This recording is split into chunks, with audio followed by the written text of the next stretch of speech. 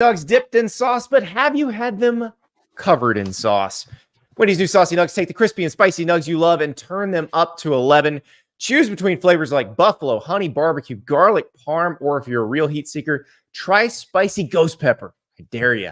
Only on Wendy's signature spicy nugs. That's 7 delicious ways to try the nugs you already love, because remember, you have the spicy option on your buffalo, honey, barbecue, and garlic parm.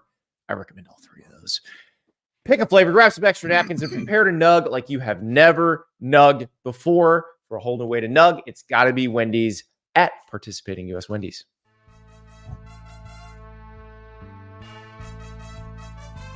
Welcome to Andy and Ari on 3. Happy Wendy's Saucy Take Wednesday. We are presented, of course, by Wendy's. We do have Saucy Takes. It is my turn to deliver the Saucy Takes this week. I have 3 coming up later in the show. But Ari's going to give us a bonus one because he is still pissed off from last night. He wrote a strongly worded letter to the playoff selection committee, and I'm here for it. Ari, what you got? I think that Wendy should sponsor. It should be Saucy Take Wendy's Day, because it's like they're kind of spelled the same or similarly. Wendy's. You know, Day. we can make that happen. It's our show, so we can rebrand this Wendy's Saucy Take Wendy's Day. Yeah.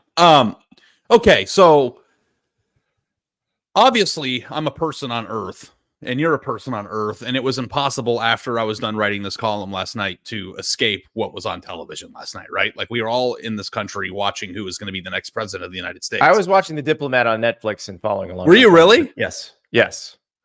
I wanted to watch Shrinking with my wife, but she wanted to watch the results because I guess it is just an important thing to be aware of. But anyway, anybody who knows me knows I'm just not a political person at all. But it occurred to me as I was watching this on TV and arguing with people on Twitter about the playoff that the politics psyche and the college football psyche are the exact same. The only thing that people can see, feel, think, and want are what they find true to them. So in politics, you have your candidate, you have your platforms, and whatever information you consume that supports what you already think or feel is the candidate that you're probably going to like, and everything they do is right and everything the other candidate does is wrong. In college football, in the playoff system, you have a favorite team, and the only way that you can process and analyze information is through the lens of what it means for your favorite team. So, like, for me, I like to think, even though people agree and disagree sometimes, that I'm an unbiased view at this. I don't care where Penn State's ranked, and I don't care where Indiana is ranked. I think it should be just. And when I looked at the rankings last night, Andy, and to a certain extent the same goes for SMU, I do not understand why Penn State is ranked higher than Indiana. It's only 2 spots, and yes, before we go deeper into this, I understand that Indiana gets to play Ohio State, things will work itself out. But I still happen to think that the rankings, when they're made, shouldn't rely on, well, it's going to work itself out. I think they should be accurate in the moment. If we're going to discuss these things and put the time and the effort to, have a show and write about it, that this is an important thing to get right in the moment. And I don't think that this was right. And the one metric, Andy, that I have her thriller, that Penn State has an advantage in this area over SMU and Indiana is strength of schedule, right? Like, we can't strength of record. We can't go through this segment strength without of schedule. Yes, their schedule to this point has been harder than Indiana's and harder than SMU's. But the thing that I don't understand about the ranking, Andy, is that what is more important? Like, how you performed in the games or the secondary metrics that go and show you how impressive your resume is? Like, I'm not here to argue that Penn State's record or strength of record is not harder than Indiana's. But what we've seen from these two teams is, on one hand, with Penn State, they've played a relatively easy schedule. They have no quality wins in terms of top 25 teams that are in the playoff committee's rankings. And they have lost at home the only game against a good team that they've played. Meanwhile, Indiana has not lost They've played a bad, easy schedule. They got a very good draw from the Big Ten, but they have beaten every single person or every team on their schedule by 14 or more points, including a 47-0 run against Michigan State on Saturday. I understand and realize that Indiana does get to play Ohio State in a few weeks. I understand that their strength of record will go up when they play Ohio State. But the number one selling point for Penn State right now, Andy, is that they played a really good team tough. Their number one keep bullet saying point. Strength of record.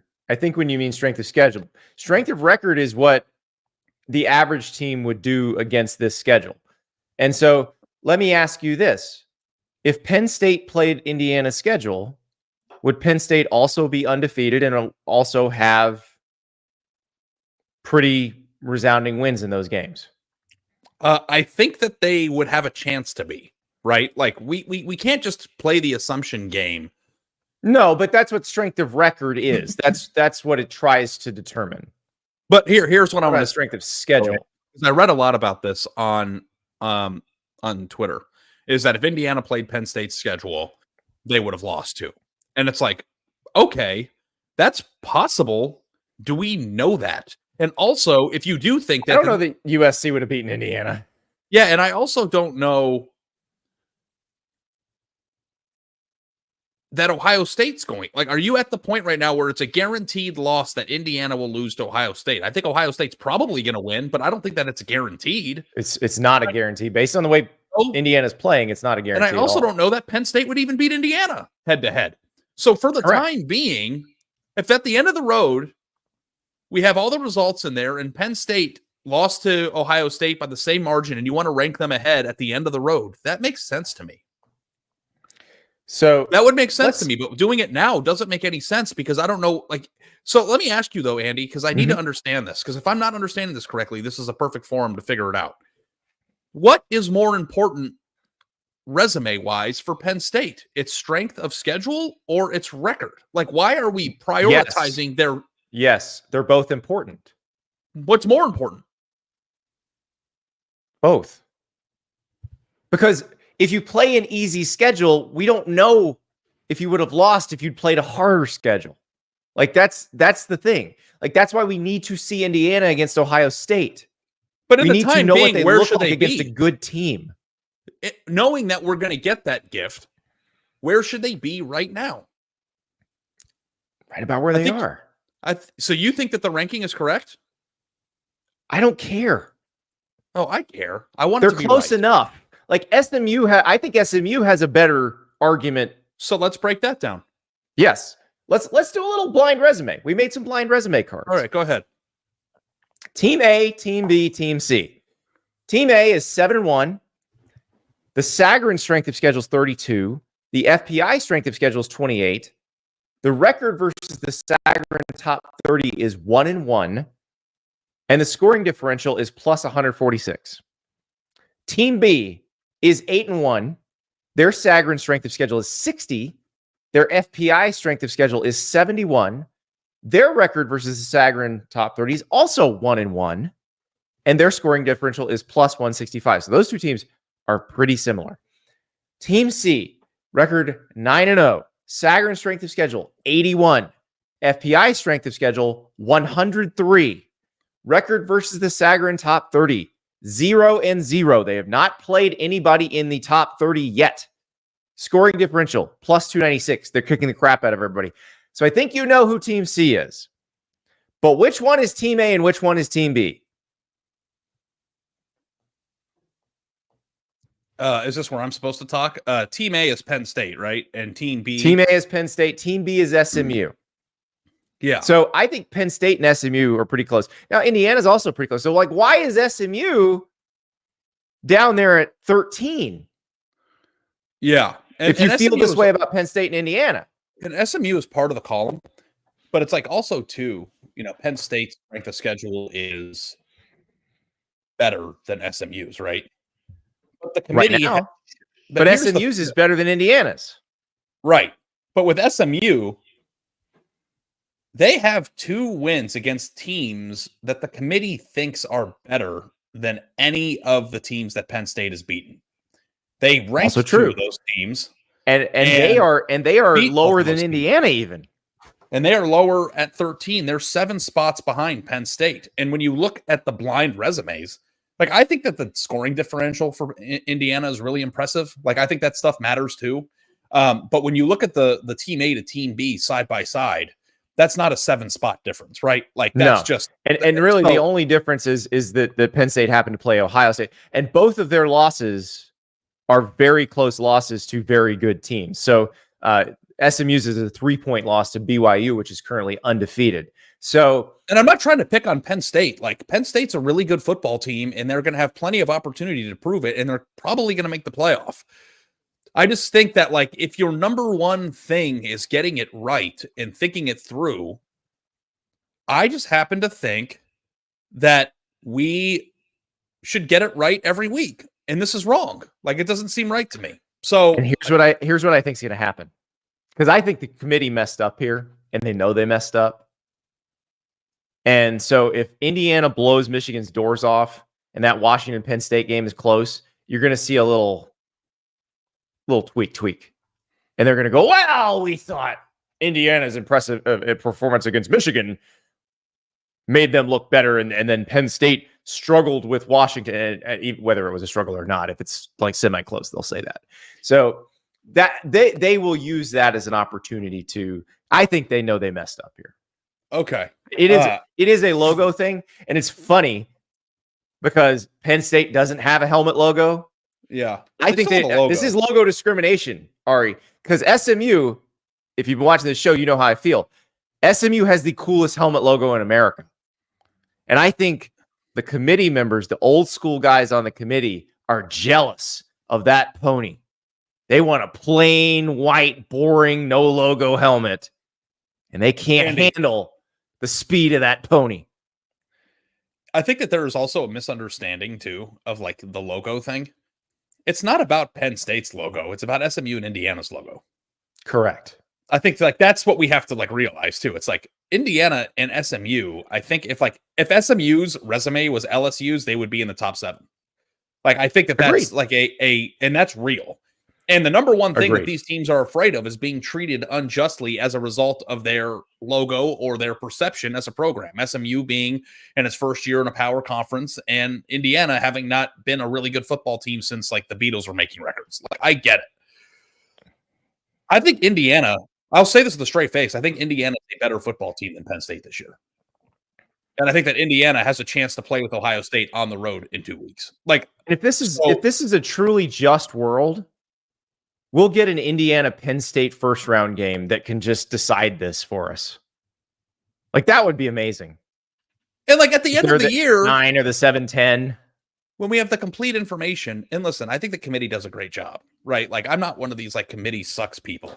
I think they have made the right decision every single year except last year. And last year you couldn't win. Like last year, that was somebody was going to get screwed and there was no way around it. That was the first time that was ever going to happen.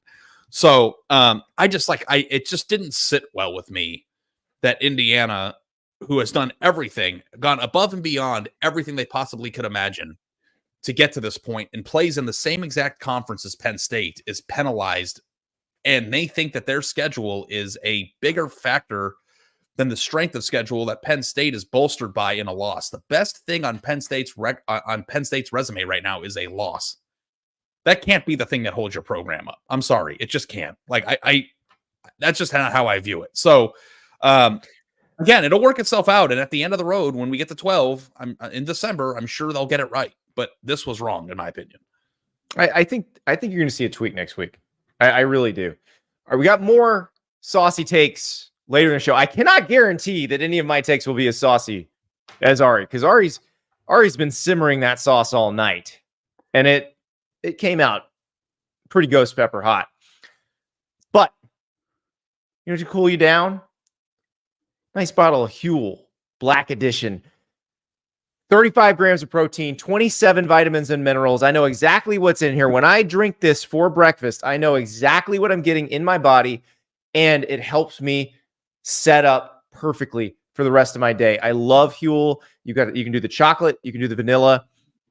It's perfectly balanced nutrition, and you can just grab it and go when you're busy, and that is amazing. No more skip meals, no more unfulfilling snacks.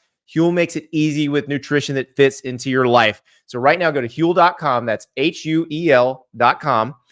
Use the code STAPLES and get 15% off your first order. So HUEL.com, code STAPLES, 15% off your first order. You might want to throw in one of those Huel t-shirts because I'm telling you, they're the best workout t-shirts in the world.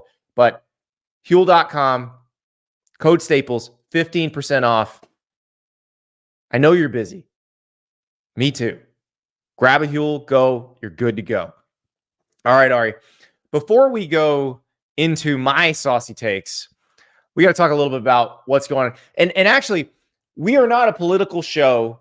You guys know that. You come here for a refuge from politics. But I will tell you the results of the election will affect college sports. So we're going to talk for about 30 seconds to a minute about why that's going to happen. So here's the deal right now, as we know. Now, things have not all sifted out, so we don't exactly know how it's going to work. But the Republicans have the White House.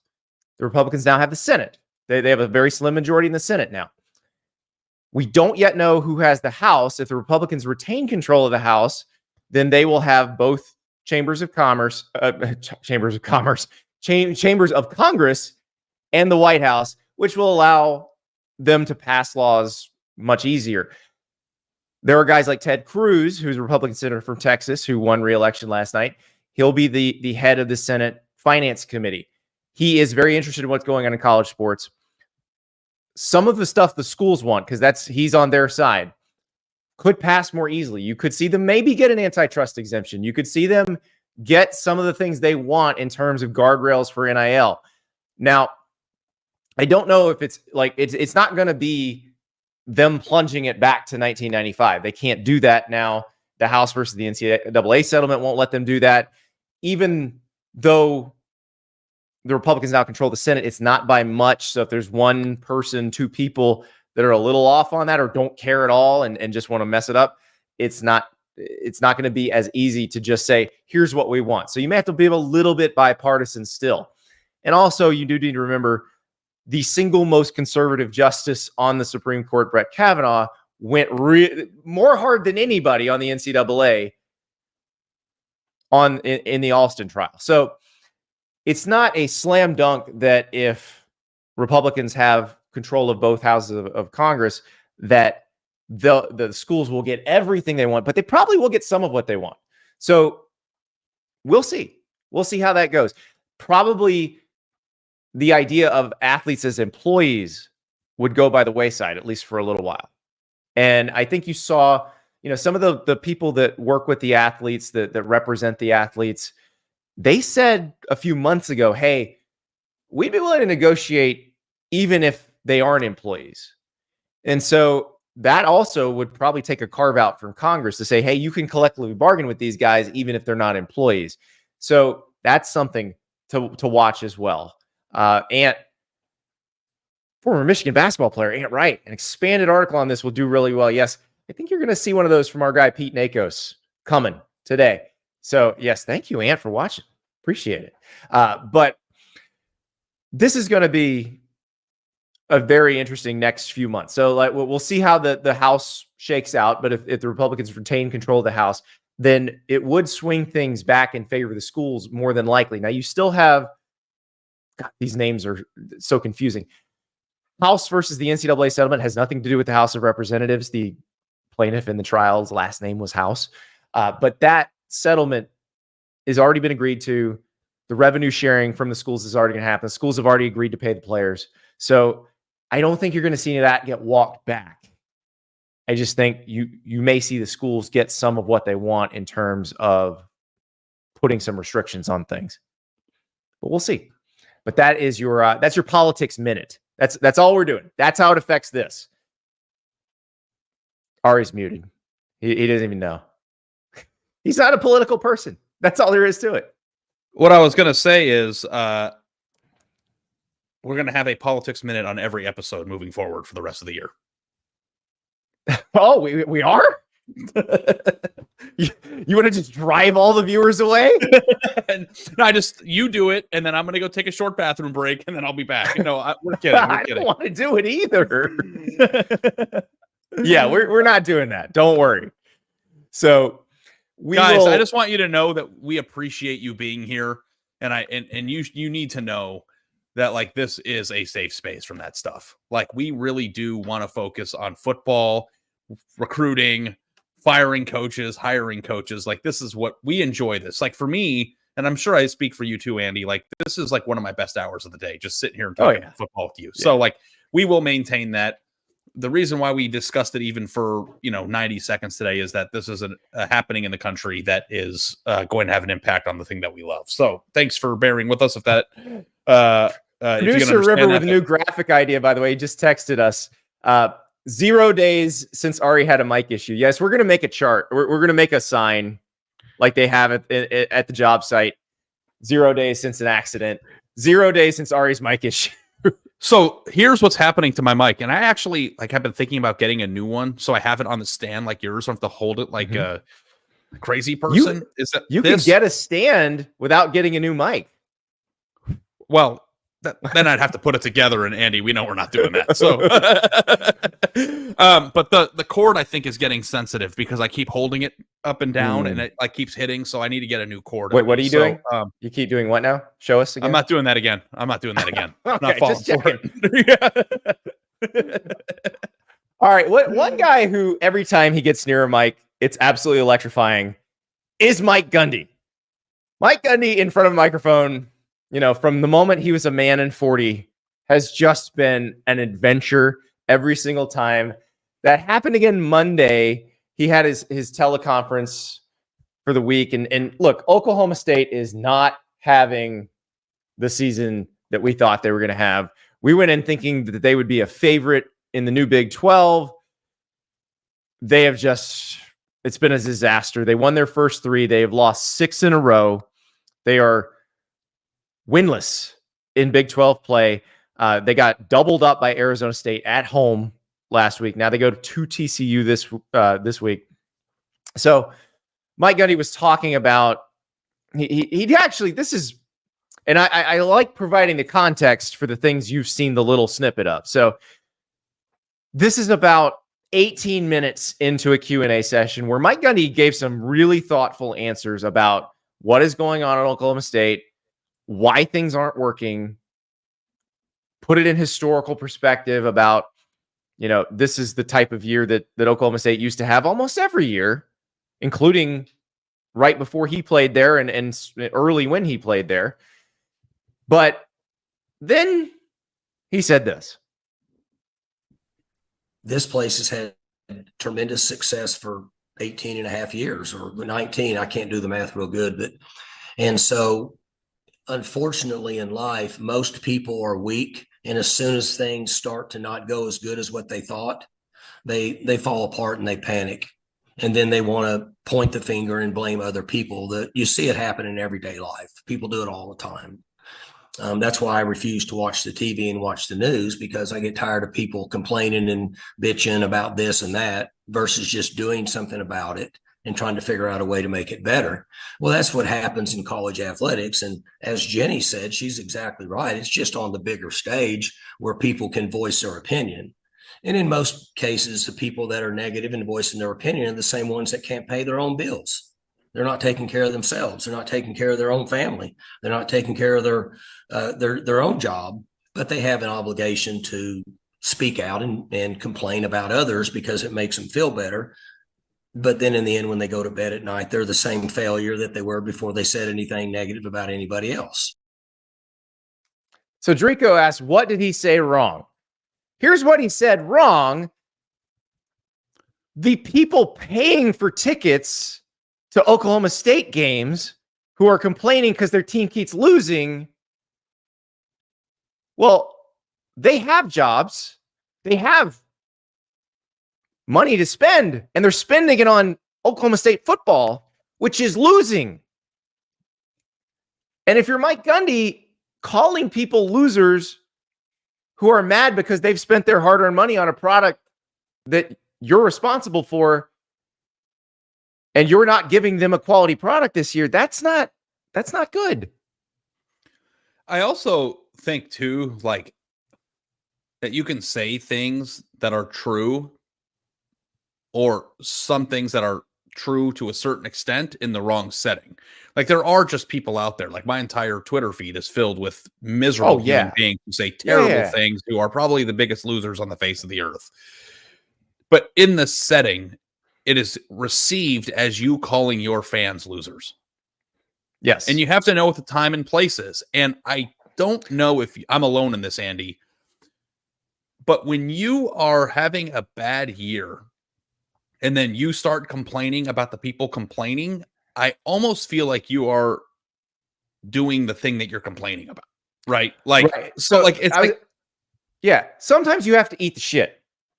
Just eat it. Sometimes you just have to eat the shit. Yeah. This is one of those times. You've lost 6 in a row. You haven't won a game in conference. You got to eat it this time. It's like us. So, or me specifically. So I put out a tweet when I was arguing with some Colorado fans in the offseason. Let's talk in November. I'll show you. Well, guess what? It's November. They were right. I was wrong.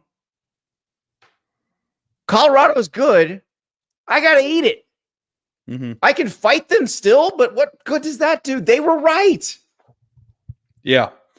And like, I think that the people who listen to the show, or just people who consume media in general, know, and hopefully they know that like, it's not really our jobs to be 100% accurate into the future. And I don't know, like journalism used to be chronicling what has already happened. And in sports, it's become projecting the future a lot of the time. And projecting the future, guys, is really, really hard. I don't know if you noticed this. There's an entire industry built around taking advantage of people who think they can do that, including me. So, like, I think that, like, taking the blame or eating the shit, to borrow your words, is a admirable thing to do. Like, I go out and put myself out there a lot, Andy. I say things on the show. I write about things all the time that turn out to not have been true or been accurate in terms of how it turned out. And like, I think it's a relief to be like, all right, guys, you were right on this one. I messed that up. Or, hey guys, that prediction was terrible. And I think that people respect that too. So like the idea of like that rant, to me, it's like, what would have been more well received, that rant or him saying, we've had a lot of success over the years. Here are the 3 things that I think we could have done better this year. It's on me to fix it. We'll get this thing back on track. Would have been better. Which he actually said, like that first 18 minutes, he said that. But that doesn't grab anybody's attention. Now, Mike Gundy did think over what he said, and he put this out last night. Apologize to those who my comments during Monday's media call offended. My intent was not to offend any of our fans who have supported us in this program through the years. That's the thing. You can't say that about the dedicated paying customers. You can certainly say that about us, like, because we're the enemy anyway. And if we're bagging on the program and hating on the program, then by all means, you can go after us because you can galvanize the fan base against us, and that works. But you can't go after the people who pay their money to support your program. Yeah. And your salary. Yeah. Because you know how that goes in the state. So the lesson here, I guess, is you can think it like, you know what I'm going to do though? I'm going to take that clip. Like, I don't know if you have it, just send it to me. Anytime anybody tweets like a personal insult or anything. Eat the shit, Ari. No, not the clip of me saying eat the shit. I want the Gundy clip that I can repost on Twitter. Like, that's perfect.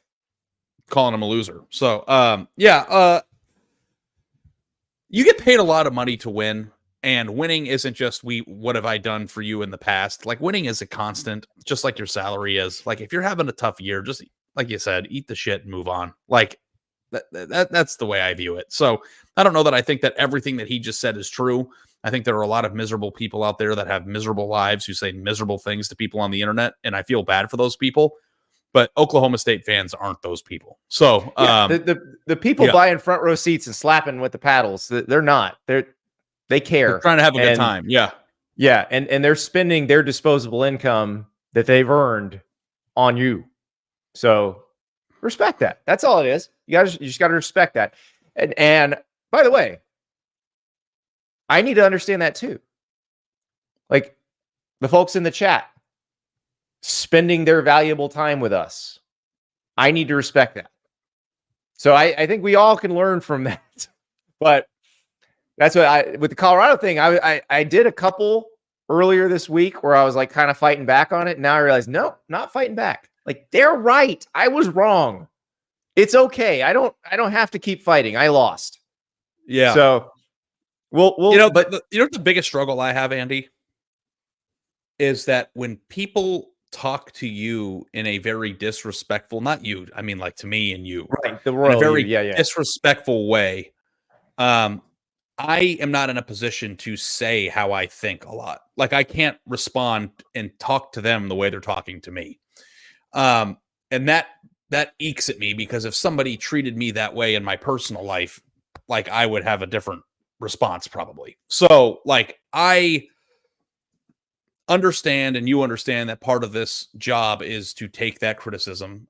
People love to take screenshots of, your messages and post them 8 months later and pretend like they're the smartest people in the world and all that stuff. It happens all the time. Just let them have their moment. If 12 clicks makes them have or 12 likes on their little tweet makes them feel better, then just let them have it. Like that's just it. You can't bog yourself down with that stuff. We're doing the best we can, guys. We have love in our hearts. I feel like you're talking to yourself here. But it's true. It's like there are times where like I will get a tweet and I'll just like want to go through the phone and like freak out at that person. But I got to let it go. So anyway. Yeah, and don't let it's tough. I will say, because everybody's like this. And I can't imagine. I was thinking about this the other day. I would think I was reading an Adam Schefter tweet or an Ian Rappaport tweet. And imagine if those guys read every single one of their replies. It would be just demoralizing. It would be awful. Or Pat McAfee or somebody with a massive following. Like it would be absolutely demoralizing. So you've got to. I just don't know why everybody's so angry. Like it's like the chief set, or like the main setting or the default setting of people on Twitter is angry and hateful. And I just don't understand that. Well, I think you sort of go with Twitter's kind of angry and hateful, but also it's made for news junkies because it's chronological. So that's why I prefer it. Instagram's a little bit happier, although it's kind of like a Stepford situation where look at my perfect life because I've created this to look this way. TikTok, I'm not 14, so I don't understand that. It just depends. Let's talk about I just mentioned the Colorado thing. Let's talk about the Buffaloes for a second. Double O'Neill says, not sure why they want to keep propping up Colorado like that. They're more deserving teams than you make an argument for someone that low. Double O'Neill also asks, how did Colorado go from being the butt of every joke to now being some kind of dark horse favorite from the Big 12? Because they had a chance to win the Big 12. They're literally winning. Yeah. Yes. If they beat Texas Tech this week, there's a really good chance that Colorado can make the Big 12 championship game. They still need Iowa State to lose. But again, I think Iowa State may have trouble with Kansas this week. Kansas State plays Iowa State. That's another one. But you've also got, there's a lot going on. Now, Kansas State already lost again. Like Kansas State has 2 Big 12 losses. If Colorado keeps winning, their loss to Kansas State does not matter in terms of the tiebreaker.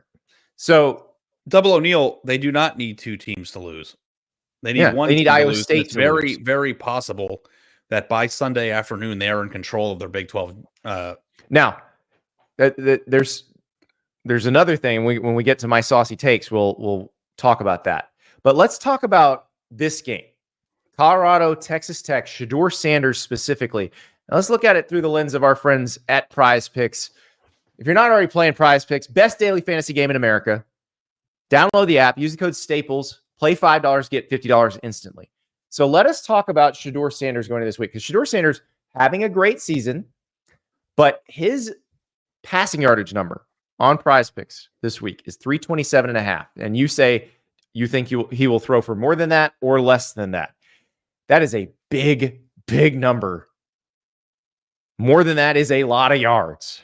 Mm-hmm. So, Ari, do you think that's doable in the winds of Lubbock?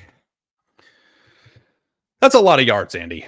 Like, I think Shedeur could throw for 275 and have an amazing game and win. Like, that is a lot of yards. So my gut feeling is that I think he's going to play great, and I think Colorado's going to win, but I think it might be in the 300 range. I'd probably go less than here. I think I would go more than, and I'll tell you why. Texas Tech has given up more than that 3 times. They gave up 506 passing yards to Abilene Christian, 426 to Cincinnati, 344 to TCU. When they've played fairly good quarterbacks, the quarterbacks have been efficient and they have thrown for a bunch. Shedeur Sanders has better receivers and is a better quarterback than anybody they've played. Like, Colorado might lose this game, but if they lose this game, it's because Texas Tech and Baron Morton have a huge game and it's a shootout. Now, like the Texas Tech-Iowa State game, it was a little bit limited offensively, but the weather was horrific in Ames. Like, it was not conducive to a shootout. This is a different situation. But here's what scares me, Andy. And I'm not big on fluff. But Texas Tech is still technically alive in the Big 12 race. This would be a huge win for them. They're coming off a very big win. That place is going to be rocking. Like, are we not expecting Texas Tech's best possible game? We are, and if you're wondering what the weather is, it's going to be a beautiful day in Lubbock. High 65, low 39. This is a mid-afternoon game, so you're talking about mid-60s temperatures and sunshine. We could see a very high-scoring game here. Yeah. And maybe if you think that that's the case, then the more than play is the right side. The thing that's interesting is like Colorado beat the crap out of Arizona, and I watched that game, and Shedeur took whatever he wanted, and I think he threw for 250 in that game. Like, getting to 400 is not easy, even when you're playing well and efficient football. So that to me is the thing I'm thinking of, and then also too. Like, my anticipation is that that's going to be a loud stadium. Texas Tech is going to be giving it as much as tortillas as flying everywhere. Somebody said, "Don't eat the tortillas." I've never been to Lubbock, so well, I mean, if they've landed on field turf, it can't be good. Like, people's feet have been all over that. Field turf seems less gross to me than concrete.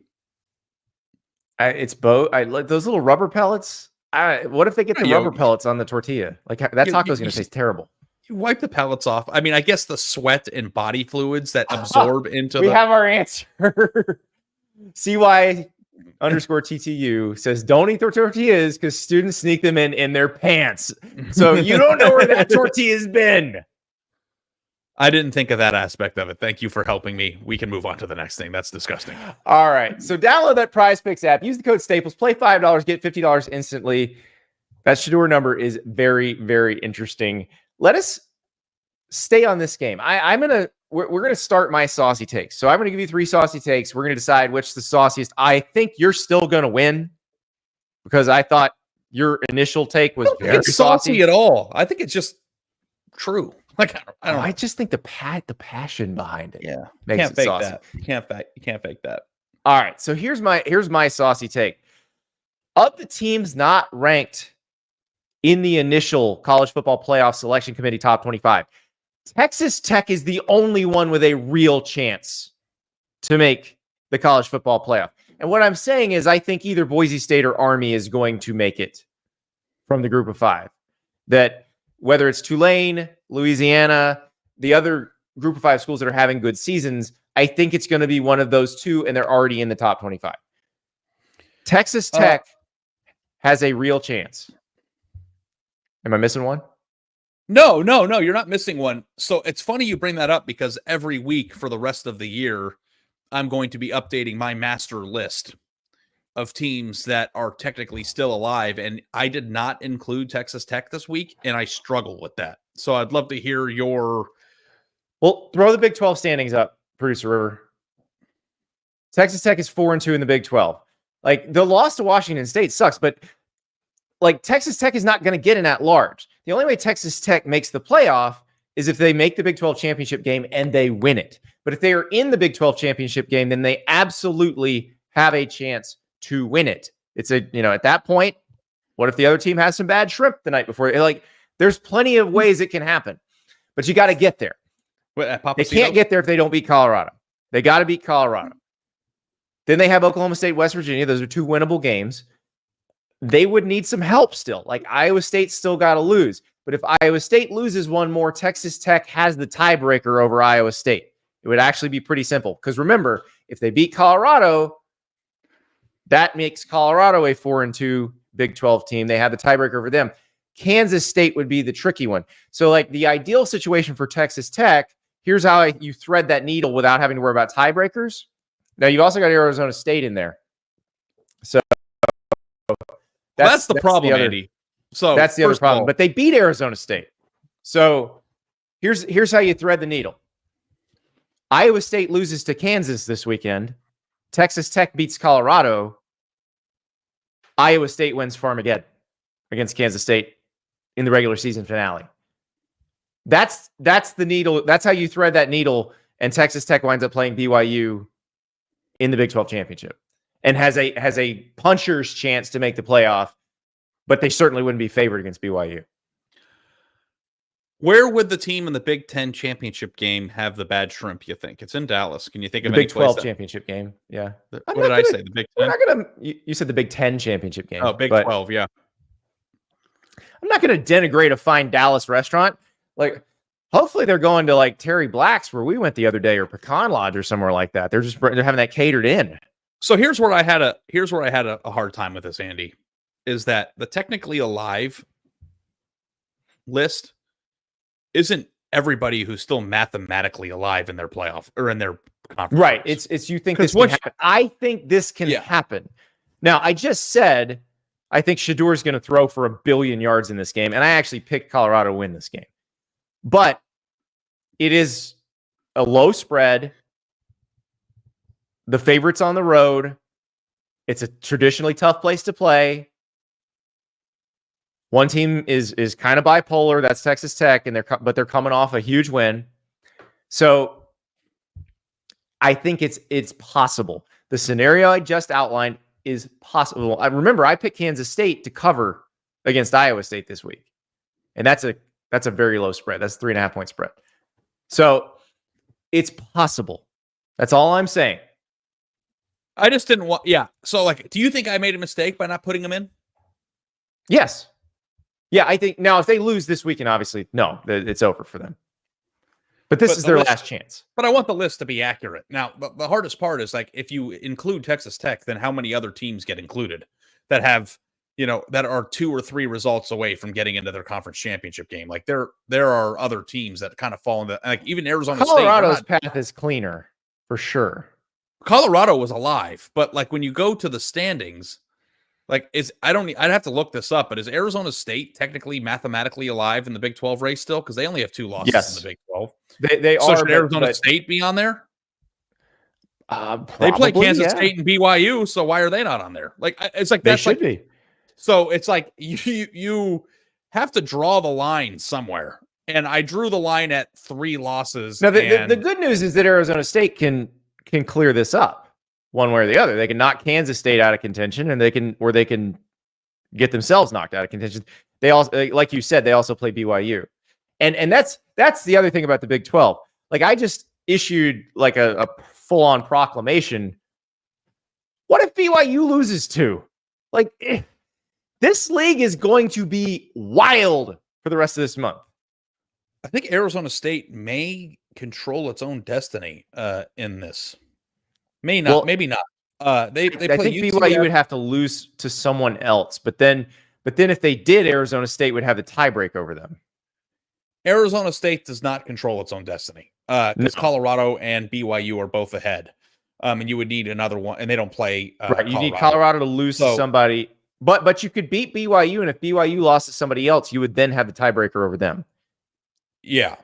So I just had to draw the line somewhere. And it's like, I don't even know. Like, what about Cincinnati? Are they technically there's 4 teams or 5 teams in this conference? So if you put Texas Tech in, you've got to put the entire Big 12 in the freaking thing. Well, I'm saying this is the only one I think could actually happen. Yeah. I don't think it's crazy. I don't think it's crazy. It's not crazy. It's not likely, but it's not crazy either. So yeah, there you go. All right. Ari, before we get to my next. But that's a fact. That wasn't spicy. That's a fact. Like what other teams outside of the top 25? I think it's saucy that I'm saying that's the only one that I find plausible. Before we move on, we gotta talk about our friends at Panini. the makers of the best, most collectible sports cards on the planet. We got the Luminance Football Card Series featuring NIL autograph cards from players including Arch Manning, Quinn Ewers, Cam Ward, Jalen Milroe, Dylan Raiola, DJ Lagway, and Luther Burden. To start collecting, visit PaniniAmerica.net. We pulled in a Rondé Gadsden the second. And I gave my son that card, and he's very, very excited about it. But we were looking at his signature, and it says OG2. Like that's how he signed his name, just OG2, which is a badass way to sign your name. We got another pack. I'm going to rip a pack right now. So we've got the gold standard. That's going to be a fire pack because in gold standard, I think there are 3 autos and a bunch of patch cards and numbered cards in that one pack. So there's like uniform pieces. So you get one pack in the box. So this is a big one. So the rules about when we rip packs. As you're opening this up, my buddy Kevin just sent me this. This is DJ Lagway card that he just pulled out of National Treasures with a patch, and it's an NIL card. I don't know if you can see it, but I can. Totally into that.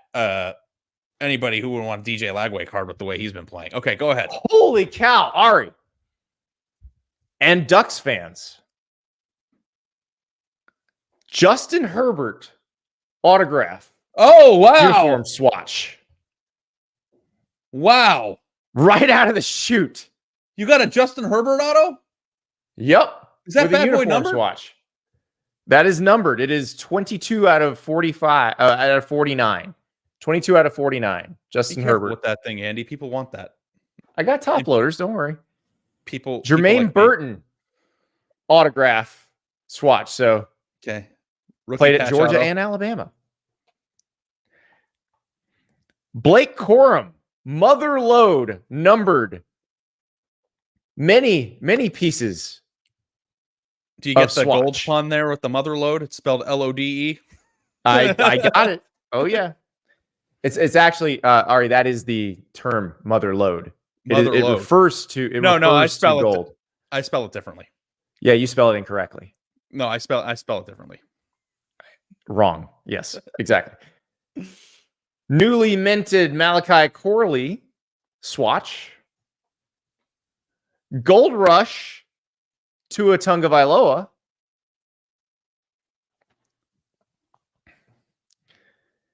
And a redemption card for a 2024 mystery rookie card. So somebody in the rookie. Can I have that? No, you cannot. It's mine. You want to know like why when I was a kid and I got the one with the shadow of Shaq dunking, and I knew I could trade it for a Shaq rookie card. Like that's what this is. I know. Andy, I know that much. I'm ready. Let me explain to you why that's a really valuable thing to have, because the class that you have here is the Caleb Williams class. And I don't know that he's in that product yet, but he might be later on. So they have the redemptions that you can put in, and you don't know who the mystery rookie is going to be. Off and you redeem it at Panini. Yeah, at can I have PaniniAmerica.net.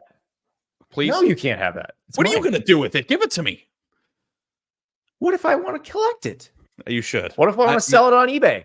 You don't. I'm a buyer. Okay. All right. You know who else is a buyer? I don't know how much they're paying for this. This is my second saucy take, by the way. So the news came out on Tuesday that Dana Holgorsen, former West Virginia and Houston coach, joining the staff at Nebraska as an offensive consultant.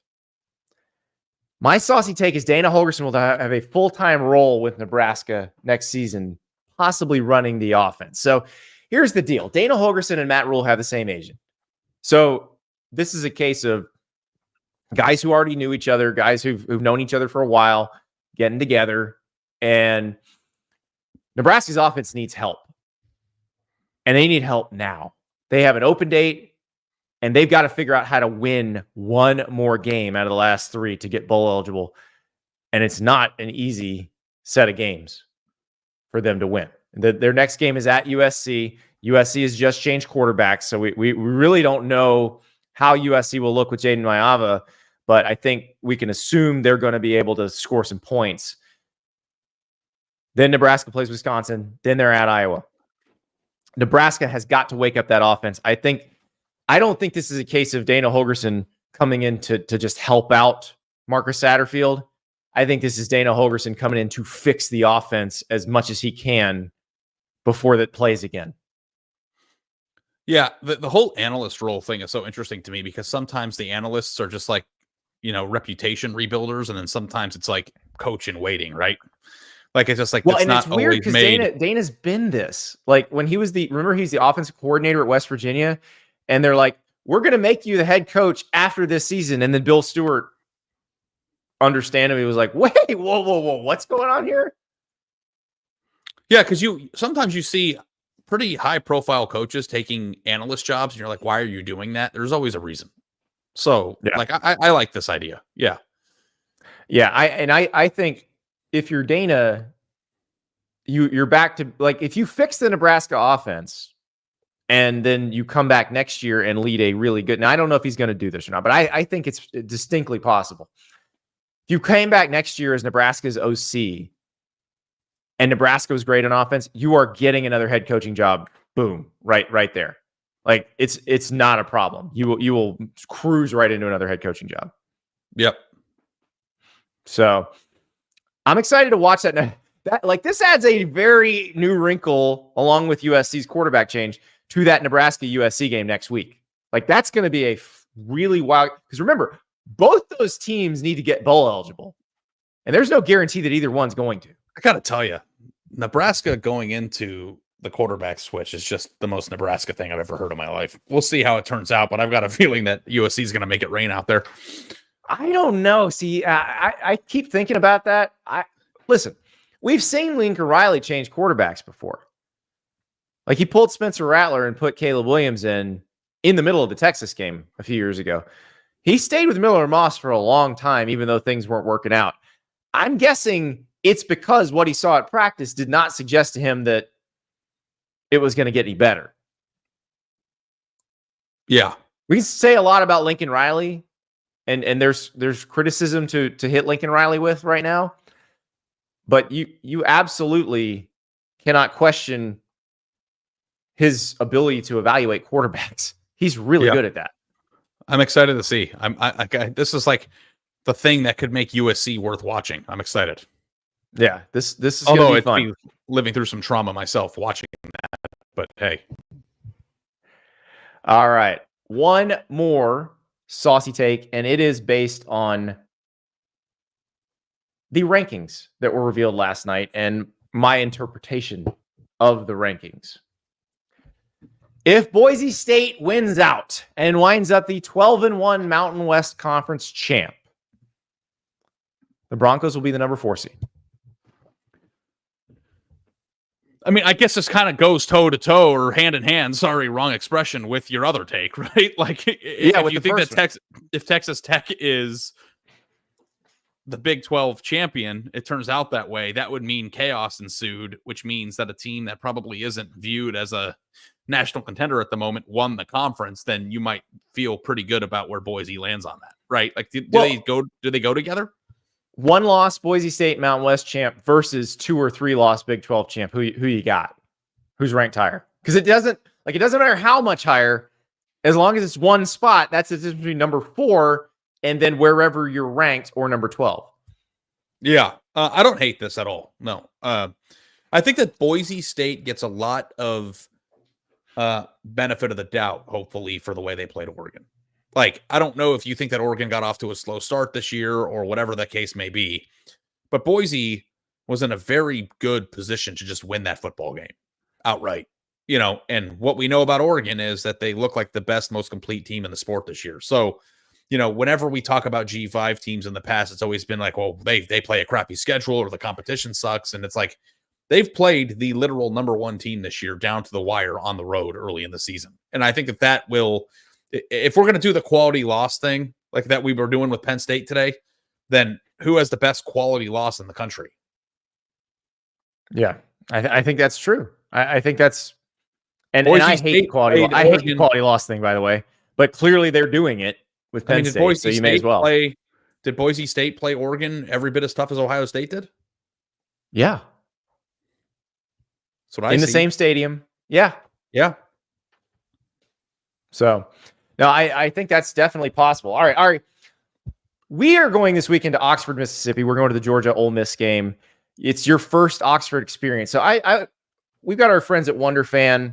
We're going to talk about Wunderfan in a second, but I want to ask you, because Wunderfan is the app that allows you to earn while you're at the stadium, while you're at the tailgate. And what you do basically is you press start once you get there, and you start earning Wonder, which are the currency that you can use within the app. And the more Wonder you get, the more you qualify for, where you can qualify for gift cards to Fanatics, Dick's, Lululemon, Home Depot, more places. So if you sign up, you get 50 free Wonder just for signing up. If you then use the code Staples, then you get 40 more Wonder, which again helps you get those gift cards and everything. So if you're going to the stadium this weekend, whether you're going to Oxford, whether you're going to Baton Rouge, whether you're going to Lubbock with your tortilla down your pants, bring your phone, have the Wonder app on your phone, sign up for Wonder, use the code Staples. You'll already have 90 free Wonder, and then you keep on rolling. So Ari, I want to ask you, since we're going to one of the great tailgate atmospheres in college football, what is your ideal tailgate scenario?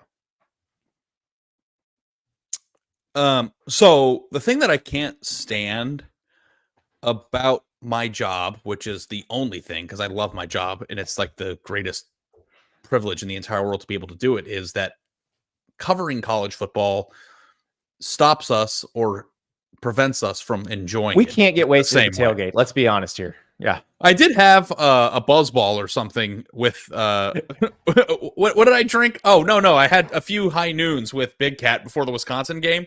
Yeah. And I think I had 2 or 3. And as I was walking into the game, like I was like on the precipice of being buzzed. And it was like the best walk into the stadium. But we can't get bombed or we're going to get fired. Yeah, like I got to thrown out of the press box and I've fired. Got to be, alert and ready. So I do regret that. Like the only tailgating I've ever done was when I was a beat writer. I went to Arizona homecoming, a year that it coincided with Ohio State's bye week, and I didn't have to cover anything that day, and I had a blast. So what I did do, Andy, and I don't know if you know this. I do a few upper deckies. Hey, the thing you don't know about me, but I think you should, is that when I was in my 20s and I was single, I went to the Kentucky Derby every year because it was only a few hours south of Columbus, and I had to have my buddies fly in from college, and we would rent those Cruising America, the Cruising America like RV vans. RV, yeah. And we would go to the store on the way down to Louisville, like in the middle of in Cincinnati or something, and we would buy a kids inflatable pool. Okay. And in this inflatable pool, we would buy 500 beers back when you could get Bud Light Lime at every grocery store when it was a proper country. You still can. And we drove to the tailgate lot in the Louisville football stadium parking lot. If you didn't know this, again, single and 20, Ari, they drop school buses of sorority girls in the parking lot of that. So like, come dive into our kiddie pool of Bud Light Lime, ladies. So we would park, we'd pay like $200. We would park this van in the area, inflate this pool with a bunch of ice, dump all the beers in there. And I've got pictures on my phone. I'll send them to you. Maybe one day we can use it as a graphic.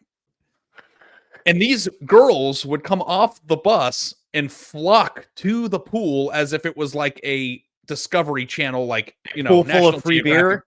Yeah. It was like a mating call almost. Like, I don't know how to describe it. It was like, and then you would just drink in the tailgate lot all day until you can't feel your face, and then walk into the race, have a good time, and then crash in the bus when you got back. Like, that to me sounds pretty good.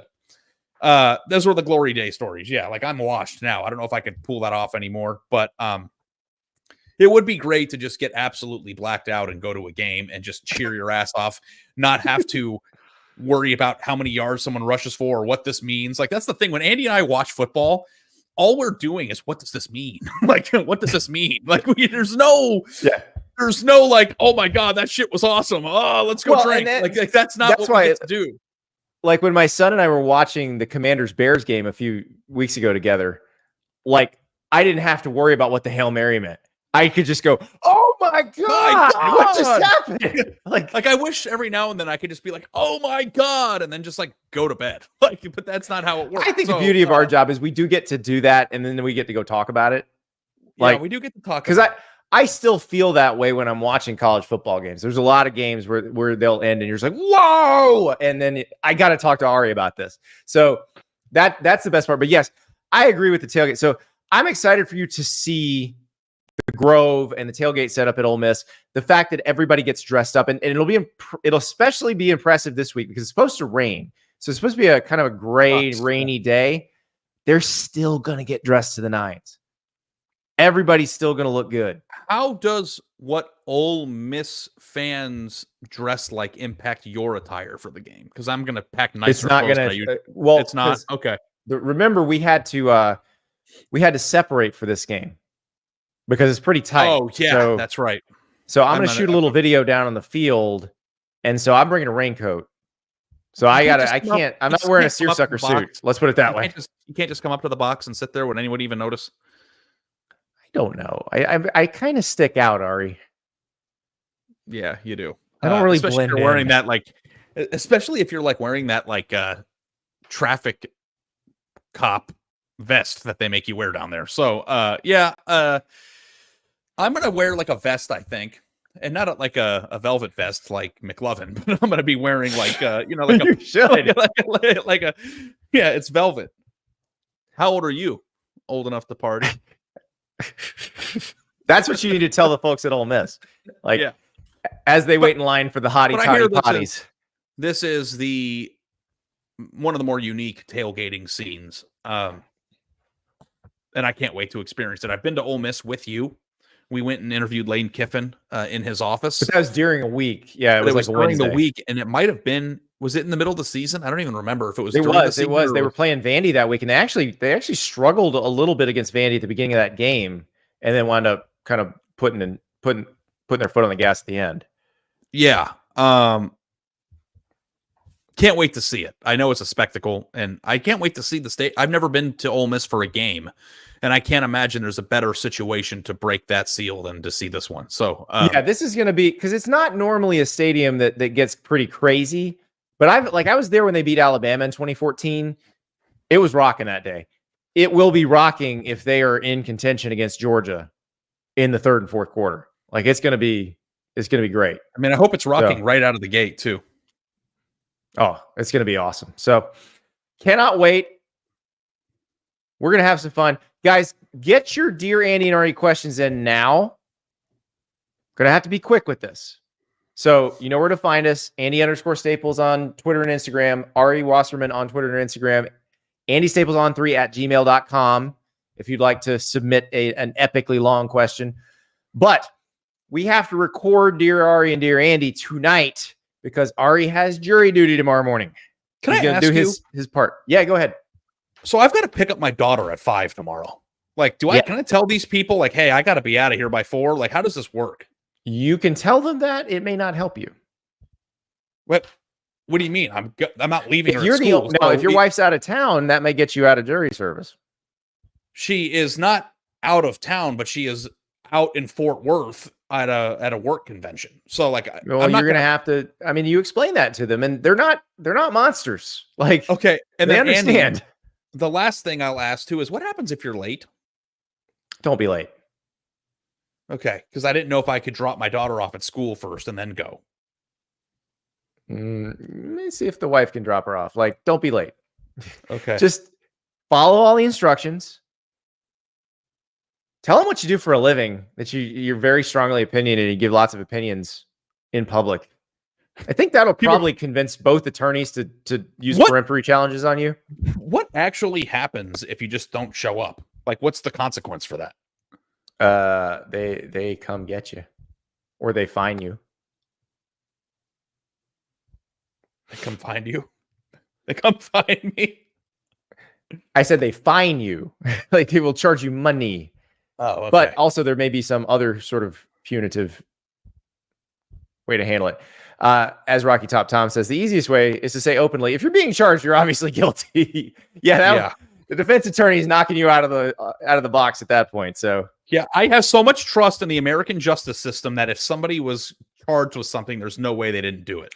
now here's what's probably going to happen. I'll explain what happened the last time I had jury duty. I went to the courthouse. Fortunately, I brought snacks. Sat there all morning. The afternoon, they start bringing people into the courtroom.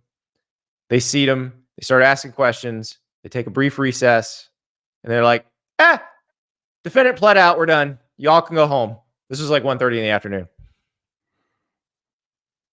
So I can be 20 minutes late. Don't be late. Okay. All right. It's just like, I'm sorry. I care about my kid. You know, like, I don't know, like what. I understand, but Okay. don't be late. All Okay. right. So good luck to Ari. So we're going to record Dear Andy and Dear Ari. You're going to get a Dear Andy and Dear Ari show. You don't have to worry about me just droning on solo, though I will pop on if there's news and we need to talk about it in the morning. But think of Ari as he does his civic duty. I really don't want to do it. I really don't want to do it. We know. Nobody Okay. wants to do jury duty, Ari. But you know what? We all suck it up and do it anyway. Welcome to being a citizen of the United States. Ensuring a fair trial for the accused. I don't think I would not want you on my jury. Not a chance. My hands. We'll talk to you tomorrow.